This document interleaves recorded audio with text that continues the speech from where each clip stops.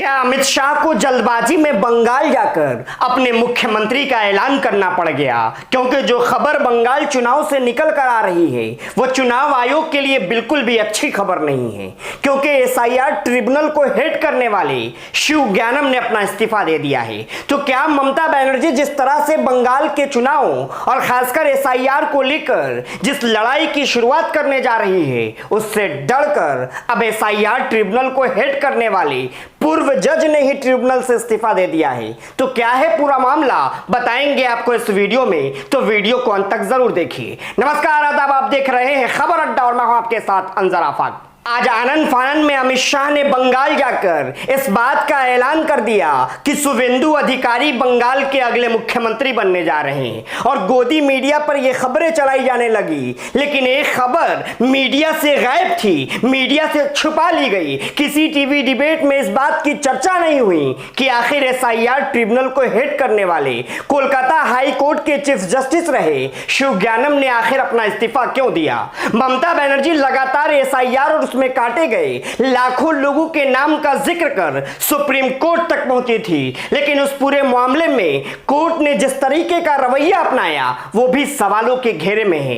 लेकिन इन सब के बीच ममता बनर्जी ने बंगाल से ऐलान कर दिया कि वो हारी नहीं है, बल्कि बीजेपी ने चुनाव आयोग के साथ मिलकर 100 सीटों की चोरी की है और इस मामले को सुप्रीम कोर्ट से लेकर इंटरनेशनल कोर्ट तक ले जाएंगी। दुनिया के सामने चुनाव आयोग और बीजेपी वो काला चेहरा रखेंगी और उन्हें बेनकाब करेंगी। ममता बनर्जी अभी कोर्ट जाने की तैयारी कर ही रही थी कि एसआईआर ट्रिब्यूनल को हेड करने वाले शिव ज्ञानम ने अपना इस्तीफा देकर सबको चौंका दिया है। और अब इस इस्तीफे ने यह सवाल खड़ा कर दिया है कि क्या एसआईआर के मामले में चुनाव आयोग अपना दामन साफ करने के चक्कर में कहीं एसआईआर ट्रिब्यूनल पर ही ना गाज गिरा दे। इसलिए एसआईआर ट्रिब्यूनल को हेड करने वाले शिव ज्ञानम ने अपना इस्तीफा दे दिया और वो यहां से निकल गए। हालांकि उन्होंने इस इस्तीफे के पीछे निजी कारण बताया है, लेकिन हकीकत जनता जानती है।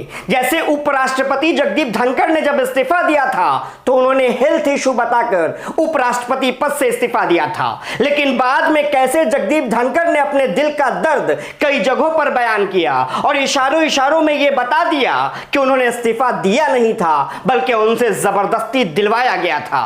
और अब बंगाल में एसआईआर ट्रिब्यूनल को हेड करने वाले कोलकाता हाई कोर्ट के पूर्व जस्टिस रहे ने इस्तीफा दे दिया है, क्योंकि आप सभी को पता है कि अगर ममता बनर्जी बंगाल चुनाव को लेकर कोर्ट जाती है तो सबसे बड़ा मुद्दा एसआईआर का होगा कि कैसे उसमें लाखों लोगों का नाम वोटर लिस्ट से हटा दिया गया। एसआईआर ट्रिब्यूनल ने किस तरीके से काम किया उसे पूरे देश ने देखा।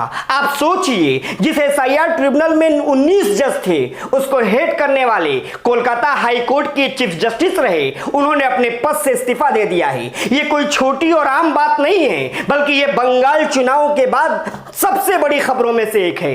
लेकिन क्या सिर्फ इस्तीफा दे देने से काम चल जाएगा, या आखिर उस इस्तीफे के पीछे की वजह क्या है? ऐसी क्या चीज एसआईआर में थी जिसकी वजह से शिव ज्ञानम को अपना इस्तीफा देना पड़ा? क्या इन सवालों का जवाब मिल पाएगा? क्या सुप्रीम कोर्ट एसआईआर के मामले में सुनवाई करेगा? क्या सुप्रीम कोर्ट में एसआईआर की सुनवाई में एसआईआर ट्रिब्यूनल को हेड करने वाले शिव ज्ञानम को भी कोर्ट में बुलाया जाएगा? क्योंकि उनको बाकियों से बेहतर पता है कि कैसे नाम कटे और कैसे नाम जुड़ने के नाम पर ट्रिब्यूनल में मजाक किया गया। आप इस खबर को देखिए जिसमें लिखा है कोलकाता हाई कोर्ट के पूर्व मुख्य न्यायाधीश टीएस शिव ज्ञानम का एसआईआर ट्रिब्यूनल से इस्तीफा। आयोग के सूत्रों के अनुसार न्यायमूर्ति शिव ज्ञानम ने अपने पद त्याग के पीछे व्यक्तिगत कारणों का हवाला दिया है और इसी खबर पर पत्रकार सुकेश रंजन ने एक टिप्पणी की है। उनकी टिप्पणी बड़ी अहम है। उन्होंने लिखा है कि बंगाल का चुनाव हो गया, नतीजे आ गए, लेकिन एसआईआर का मामला ठंडा होता नहीं दिख रहा है। लगता है यह लड़ाई कोर्ट में जारी रहेगी। बंगाल में वोटर लिस्ट से तो नाम करीब 90 लाख लोगों के कटे, लेकिन तार्किक विसंगतियों के नाम पर जिन 27 लाख लोगों के नाम काटे गए वो सवालों के घेरे में है और सवालों की जद में चुनाव आयोग से लेकर सुप्रीम कोर्ट तक है।